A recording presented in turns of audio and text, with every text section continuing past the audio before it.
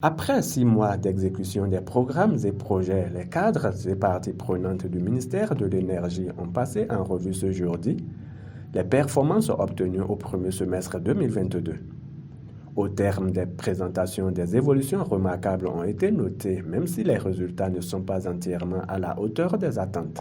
En termes de performance, notre ministère, le budget du ministère de l'Énergie a été engagé à hauteur de 43%, peu ordonnancé dans l'ordre de 15%,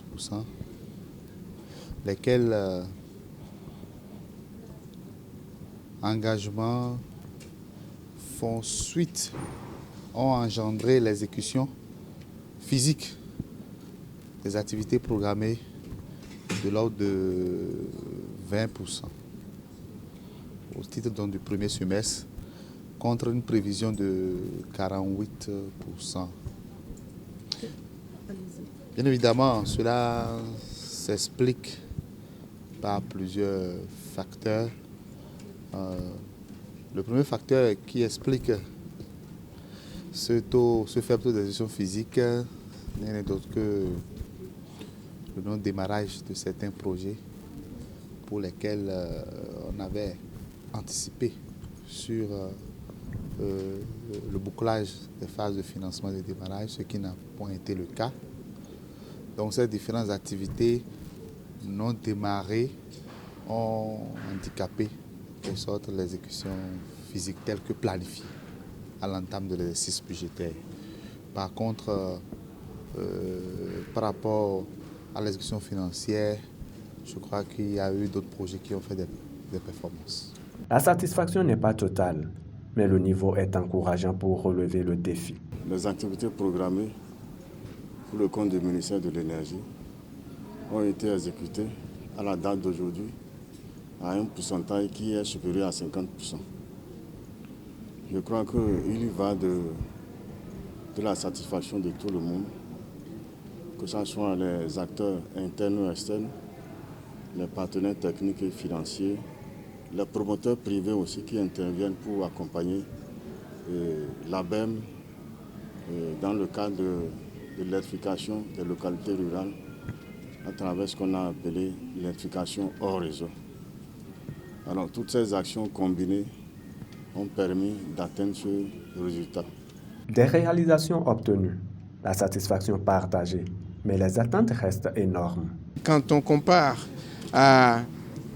aux 2 années précédentes et au niveau de budget qu'on a cette année qui est de loin supérieur à ce qu'on avait en 2021 et 2020, je peux dire que c'est globalement satisfaisant. C'est d'ailleurs ce que les représentants de la présidence qui suivent nos actions au quotidien ont pu exprimer, comme vous avez entendu. Et on a même noté en fait une sous-estimation des réalisations qui ont été obtenues et qui ont été rappelées d'ailleurs dans les présentations qui ont été suivies, qui ont suivi. Ce que je peux dire, c'est que je suis satisfait par rapport à ce qui a été fait jusqu'à maintenant, mais j'attends toujours plus par rapport au mois à venir. Comme j'ai dit, l'année budgétaire, ce n'est pas l'année civile. L'année budgétaire, ce n'est pas l'année civile.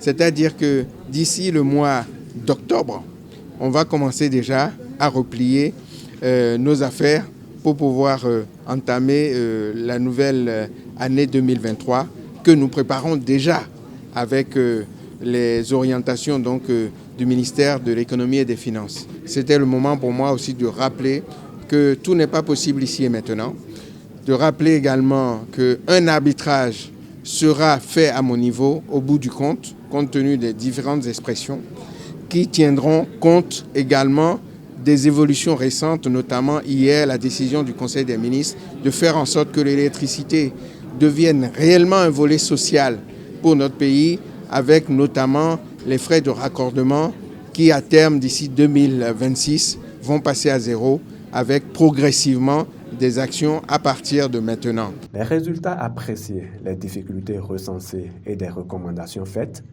la marche doit se poursuivre avec des améliorations pour des performances plus reluisantes au prochain rendez-vous.